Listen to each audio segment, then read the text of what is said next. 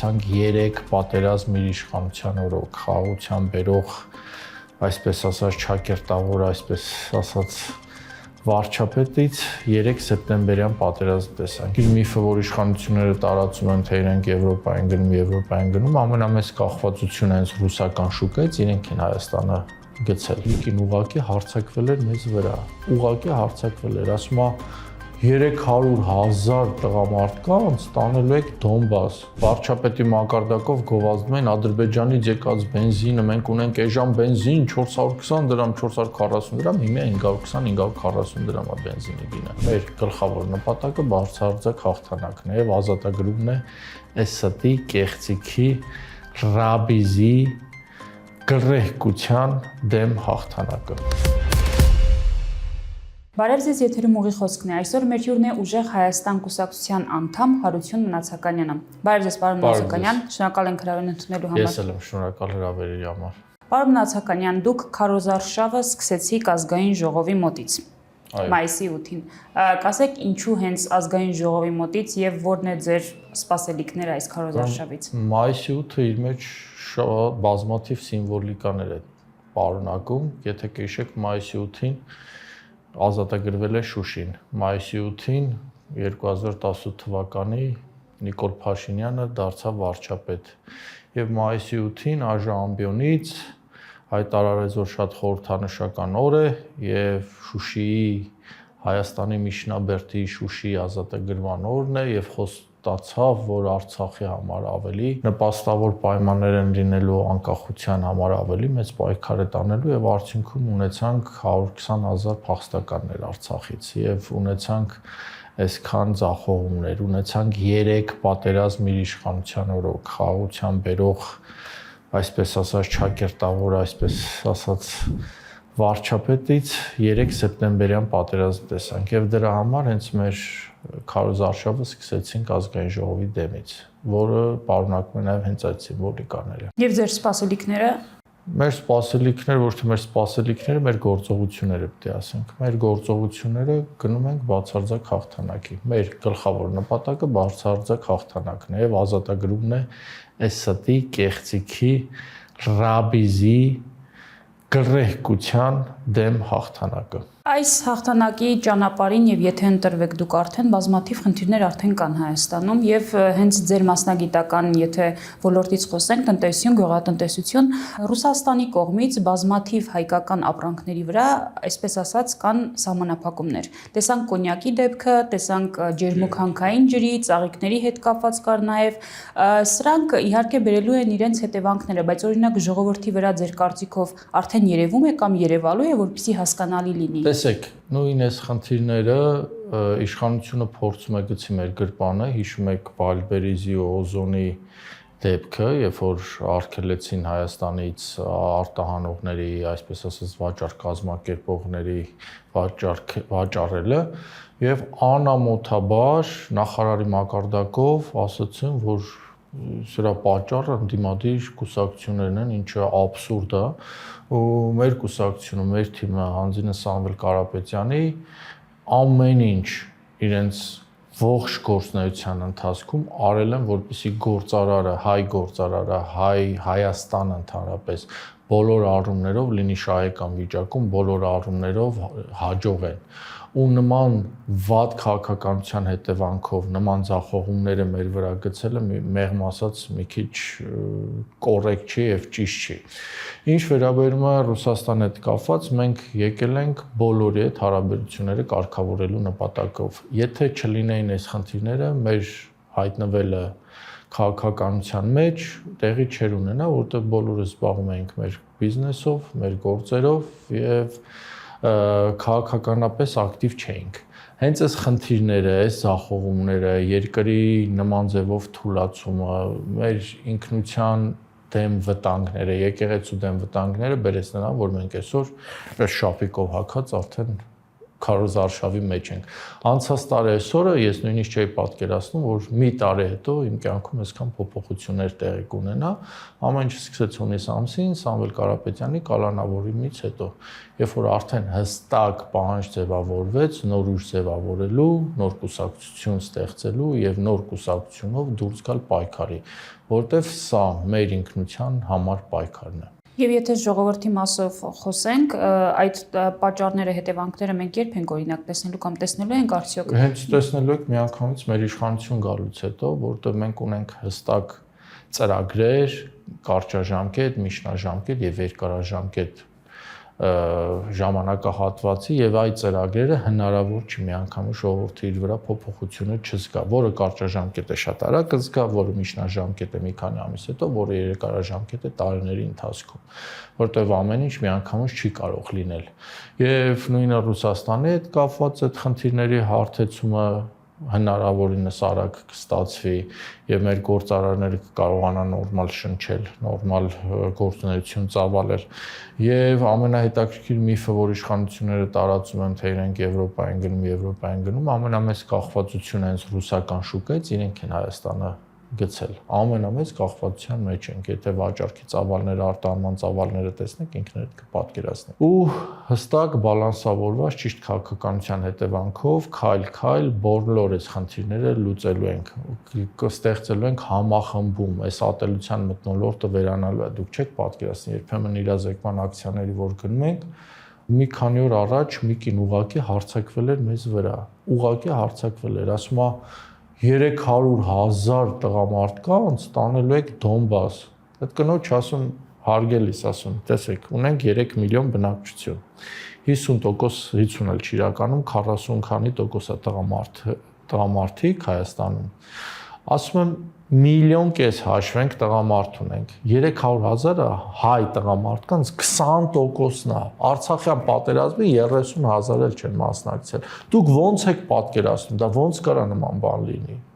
Ու sense կանգնած նայում, սա մի 5 րոպե խոսացին, այդ կինը սկսեց համոզվել, որ նման բան չկա։ Իրենք այս կեղտոտ գրեհիկ խոսույթով արշավով փորձում են ամեն ինչ անել մեր վրա ցեղ շպրտելու համար, մեզ խանգարելու համար, բայց դա մեզ չի կանգնեցնում։ Ռուսաստանի սահմանափակումների թեման, եթե ավելի լրացնենք, նաև հեղուկ գազի հետ կապված մենք խնդիր տեսանք մի քանի օր առաջ, ընդամենը հեղուկ գազի դեֆիցիտ կար Հայաստանում եւ բոլոր վարորդները պարզապես չէին կարողանում հեղուկ գազ գտնել, դա Լարսի փակման հետևանքով էր։ Սա նույնպես կարելի է, չէ՞, ապրիլի 1-ի Ռուսաստան-Հայաստան ղեկավարների հանդիպումից հետո։ Ամենության կանխավարկած չխախտենք, հնարավոր է նաև Լարսի այդ փակվելու որոշ ժամանակ այդ խցանումների հետ կապված, բերեք ֆիքսվենք նրա վրա, որ երկրի նախարարը նույնիսկ գնագոյացման մասին պատկերացում չունի ու բոլորին հավատացրեց, որ մի 2 շաբաթ առաջ, որ հաջորդ շաբաթ օրը գազի գները իջնելու են, հասնելու են նախկին մակարդակներին, որ տեսնում ենք չիջավ։ Գազի գինը 270-250 դրամ է բարձրացել, ինչը գրեթե բենզինից, եթե գազով ես մեքենան վարում, բենզինից չի տարբերվում, կարելի ասել շատ չնչին գումարային տնտեսում է տեղի ունենում վարորդների մոտ։ Հենց սա հուշում է, որ երկրի քաղաքական վերնախավը բացարձակ կոմպետենտ չէ եւ չի կարողանում եւ չի կարողանալու լուծել մեր առջեւ ծառացած բազմաթիվ խնդիրներ։ Այդ թվում նաեւ հենց գազի հետ կապված այդ սահմանափակումները, կոնյակի հետ կապված խնդիրները, ծաղկի շուկան, ջերմուկի հետ կապված խնդիրները եւ այլ բազմաթիվ խնդիրներ։ Իշխանությունը նաեւ ամենօրյա ռեժիմով գրեթե ներկայացնում է Ադրբեջանից եկող, Ադրբեջանի տարածքով եկող ապրանքները, դա կլինի դիզվառելի, կլինի հացահատիկ, վերջերս նաեւ ալյումին։ Եկեք ֆիքսենք, որ սա Ադրբեջանի տարածքով է, ոչ թե Ադրբեջանից է գալիս։ Չէ, ամենածիծաղելն է, թեկուս հիշում եք վարչապետի մակարդակով գովազդում են Ադրբեջանից եկած բենզինը, մենք ունենք այժմ բենզին 420 դրամ, 440 դրամ, հիմա 520-540 դրամ է բենզինի գինը։ Իրանք ինչ ասում են, տեղի ունենում հակառակը։ Հենց ուղղակի զուտ իրենց խոսույթներն եմ սենց պրոյեկտում եմ ժամանակի մեջ ու ժամանակի քրոնիկոնի մեջ տեսնում եք իրենց հավատալ, իրենց որևէ բան անել պետք չէ։ Ու այդ Ադրբեջանի տարածքով եկած ցորենը ենթադրենք $200,000-300,000 կամ լավ թեկուզ $1 միլիոն ցորենը դա երկրի տնտեսության մեջ ոչինչ չասող ինչ-որ գործողություն է։ Մեծամասշտաբ սովորական քաղաքացու համար կարող է ասենց լսում $1 միլիոն կամ $300,000 իրան թվում է մեծ է, բայց երբ որ քո երկիրը մտնում է 400,000 տոննա, այդ 400,000 տոննայից 200-300 տոննան կամ լավ թեկուզ 1000 տոննան, որը 0.025% է, դա ընդհանրապես ցուցիչ չի։ Ու դա բացի քաղաքական PR-ից ոչ մի բան չի տալիս մեզ։ Ոչինչ։ Ու իրականում ես ինձ հետաքրքրում էր ես հենց երկաթուղային գները ուզեցի, սա իմ սուբյեկտիվ կարծիքն է։ Ուրեմն ոնց հաշվում եմ, երկաթուղով բեռնափոխադրումը Հայաստան իրականում ավելի թանկ է նստում, քան ավտոմոբիլայինով ուղիղ։ Ու նույնիսկ ես կասկածներ ունեմ, որ քաղաքացիական պայմանագիր կուսակցությունը դա միտումնավոր կազմակերպում է այդպես գուցե ինչ-որ սուբսիդիաներ են տալիս, որ ցույց տան իրանք խաղաղություն են բերել, որովհետև տնտեսապես էլ դա ձեռնտու չի։ Այսինքն ոչ մի առումով սա մեր տնտեսությանը չի տալու, բայց ոչ մի առումով ոչինչ։ Եթե Ադրբեջանից գալիս է նորից մտնում է Վրաստան, նորից գալիս է Հայաստան, ցանկացած ապրանք է A-ից B-ը տեղափոխելու համար դիմեք Հարավկովկասյան երկաթուղիներ ընկերությանը, թող ձեզ գին տան, գնառաչարկ տան, տեսեք։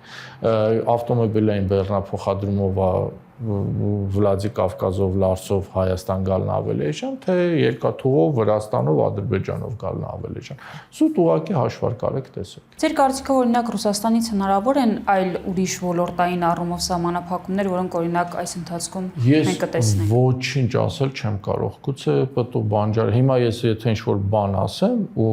իրականանա իմ ասածը, կասեն, տեսեք, ընդդիմադիրներն ասում են, իրենք տակից արեցին, մեր գործարարներին վնասեցին, որպեսզի խաղաղությունը տեղի չունենա։ Ցանկացած ռիսկ հնարավոր է, բայց մենք այդ մարդիկ չենք, անկախ նրանից ով է իշխանության գլխին, եթե մենք ունենանք որոշակի հնարավորություն չլինելով իշխանություն, այդ հարցին օգտակար լինենք, մենք հաստատ օգտակար լինելու ենք։ Պարոն Նացականյան, ձեր ցուցակի առաջի համար Նարեկ Կարապետյանը 3 հայտարարություն արեց մայիսի 7-ին, որ Հայաստանի ժողովրդին բնակչությանը կազինոյի կոպիտ ասած կազինոյի վրա նստեցնելու գործը հիմնականում ազգային ժողովի նախագահի ձեռքի գործն է, Արեն Սիմոնյանի, եւ թվեր հրապարակեց անցած տարի բնակչության 20 միլիարդ $20 խաղադրույք է կատարել։ Սա ինչ ռիսկեր է մեր առջևատ։ Ռիսկերը տեսնում եք, քանի քանդված տներ կան, քանի քայքայված ընտանիքներ կան, ինչքան ինքնասպանություններ կան, ինքնասպանության փորձեր կան, ինչքան խեղված ճակատագրեր կան զուտ կազինոյի հետ կապված։ Դուք պատկերացնում եք, այդ մարդիկ խաղադրույքի փոխարեն ներդրում անեն երկրի տնտեսության մեջ որոշակի մասնաբաժնով, այս երկիրը ինչ ձևի կծաղկեր, $20 միլիարդ, դուք պատկերացնում եք այդ ինչ մեծ թիվ է։ $20 միլիարդ երկրում ինչքան փոփոխություններ հնարավոր անել, ու այս ամեն ինչը գնում է ի ոչ նպաստ մեր երկրի, գնում է ընտանիքների քայքայման գործին, գնում է մարդկանց եսի ինքնասիրության հարվածի վրա, որտեղ ես չեմ տեսել կազինոյից կախված որևէ քաղաքացու, ով որոշակի ժամանակից հետո չի սկսում քայլել իր եսի, իր ինքնասիրության վրայով։ Իսկ դա քո սոցիումի մեջ լրջագույն ազդեցություն է բերում, բացական ազդեցություն։ Սրա դեմ դուք օրինակ ինչ լուծումներ ունեք։ Ես սա իմ սուբյեկտիվ կարծիքն է, կուսակցության հետ համաձայնեցված չի, եթե ինձնով լիներ ընդհանրապես ամբողջ կազինոներ, on-line խաղադրույքով ցանկացած բոլոր այդ բաները ես կփակեի, որովհետև դա ինձ համար չարիք է, կոնկրետ չարիք։ Բայց հնարավոր է Հայաստանի տարբերակում այդպես միանգամից։ Չգիտեմ, որ ասում եմ ցանկություն լինի, համապատասխան հոդվածներ կճարեն։ Օրինակ Նիկոլը Մերոնց բռնելու համար ինքը երբ որ մարդ կա, հոդված կարողանում են ճարել, կալանավորել։ Սամվել Կարապետյանը վառ օրինակ։ Դուք ասում եք, որ գնալու եք հաղթանակի եւ մեծամասնություն եք կազմելու, սակայն թե իշխանության, թե մարդկանց, ովքեր տեսնում են, լսում են ձեր ծրագրերը, ձեր քարոզչական թեզերը, ասում են, որ օրինակ սահմանադրությամբ, չէ, հենց քաղաքացիության հարցը նկատի ունենալով Սամվել Կարապետյանը չի կարող լինել տեխնացու։ Դուք օրինակ ինչ լուծումներ եք այս առումով վերում։ Շատ լավ պարսկական ասացված կա, ասում է, երբ որ մարդ քնած է, նրան կարող ես քնից անել, երբ որ մարդ քնած է ձևանում, ինչ ուզում ես արա, չես կարող հարթնացնել։ Հիմա հստակ ծրագրերով փետրվար ամսից առ այսօր շեշտ տվում է, ցույց է տալիս այդ ճանապարհը ոնց պիտի լինի։ Մեծամասնություն կազմելուց հետո կոնկրետ Սահմանադրության մեջ ազգային ժողով 148-րդ կետը ենթարկում են փոփոխության։ Սամվել Կարապետյանն էլ արդեն հրաժարվել է իր այլ երկրի քաղաքացի լինելուց։ Այդ փոփոխությունից հետո մենք ունենալու ենք ժամանակավոր, այսպես ասած, կոորդինատոր այդ process-ը կազմակերպելու համար եւ այդ փոփոխությունը սահմանադրական այդ կետի փոփոխությունից հետո Սամվել Կարապետյանը դառնալու է երկրի վարչապետ։ Բայց ձեր հիմնական խոսույթը այսպեսին է, չէ՞, հաջորդ վարչապետը Սամվել Կարապետյանն է, բայց պետք է այս փոփոխությունը լինի, որ նա նոր կարողանա դառնալ։ Հա, չեղա որ հաջորդ վարչապետը Սամվել Կարապետյանն է։ Ժամանակը չէ, տան։ Հա, որ ընդհանրենք այս պատմության մեծ ժամանակահատվածի մեջ այդ 20 օրը ինչ մեծ ժամանակահատված է։ Հաշվի առնենք, որ պատմության մինչև անևի մեջ սեպտեմբեր 20 օրը, նույնիսկ 5 տարին ժամանակահատված չի։ 20 օրը ինչ ժամանակահատված է։ Բա ինչ ասենք, պատկերացրեք ինչ դասագրքային օրինակով մի 5 թերթ բացատրենք ով կլսի։ Միանգամից ասում ենք հաջորդ վարչապետը Սամվել Կարապետյանն է։ Թե ինչ գործընթացներ ոնց կլինի, ամեն ինչը օրենքի, սահմանադրության սահմաններում։ Եթե չփոխվի սահմանադրության այդ կետը, Նիկոլը փոխելու է երկրի ամբողջ սահմանադրությունը։ Դուք դա պետք է հաշվի առնեք։ Մարդկանց հետ շփվելով դուք օրինակ ինչ գլխավոր խնդիրներ եք տեսնում։ Իրենց գլխավոր մտահոգությունը ո՞րն է, որով մոտենում են ձեզ։ Բազմաթիվ խնդիրներ կան, բազմաթիվ։ Առաջինը ու հիմնականը դեզինֆորմացիաների վրա։ Ամենաառաջինը թոշակառուները մոտենում են, ասում են մեզ, որ Սամվել Կարապետյանը գա ձեր 10,000 դրամ թոշակները կտրելու են ու ինչ շատ ծիծաղալու է էլի, որ մենք ենք միշտ բարձրաձայնը թոշակների ավել բարձրացման, ոչ թե ընտրություններից մի երկու ամիս առաջ շտաբ թոշակի բարձրացման մասին։ Բազմաթիվ թրիպի թեման են անդադ քննարկում, իբր մենք կանք այդ թրիպի թեման փակվելու է չի լինելու, բայց մարդիկ նույնիսկ չգիտեն թրիպը ինչ է, բայց ուղղակի նրանց ենթագիտակցության մեջ մցրել են։ Այդ Դոնբասը դուք ասեցիք, ես բացատրեցի, Քոչարյանի թիմը մենք մեր ձայները Քոչարյանին տալու հետ կապված հիմնական մտահոգությունները շատ են խոսում, մենք անդադասում ենք, գնում ենք բացարձակ հաղթանակի նման բան լինել չի կարող։ Այդ ամեն ինչ, այդ բոլոր մտահոգությունները տարածում է մեր իշխանական բուրգի կողմից տարբեր հարթակներով։ Եվ դուք կարողանում եք ապատեղեկատվությունը։ Ինչքան հնարավոր է փորձում ենք, որ ասեմ 100% կարողանում ենք կանխել ցույց կլինի, այս վերջերս էլ արդեն հեսա դա կսկսեն, ուրեմն թեզեր եմ պատտում, նորը TikTok-ով եմ նայել, որ ժողովրդավարությունը իբր մեր կողմից կասկածի տակ է դրվում ժողովրդավարությունը։ Ու sense բերում են, որ իրանք ժողովրդավարության բաստիոնն են, մենք էլ իբր ժողովրդավարության դեմ ենք խոսում, ասում ենք ժողովրդավարությունը պատճառ դարձավ այս մեր վատ վիճակի եւ այլն, sense հիմար խոսույթներ էլ անդադ պատտում են, բայց որոշակի ազդեցություն ունի որոշակի հանրային շերտերի վրա։ Մի խոսքով տեսնենք մինչև հունիսի 7-ը ինչ ձևով են ընթանալու։ Աշխատենք մինչև հունիսի 7-ը ընթանա այնպես, ինչպես մենք ենք ուզում, ինչպես մենք երազում ենք։ Շնորհակալություն, պարոն Մացականյան։ Եթերում ուղի խոսքներ հետագա հաղորդումներին հետևելու համար կարող եք բաժանորդագրվել Լամեդիա YouTube-յան ալիքին։ Հաջողություն։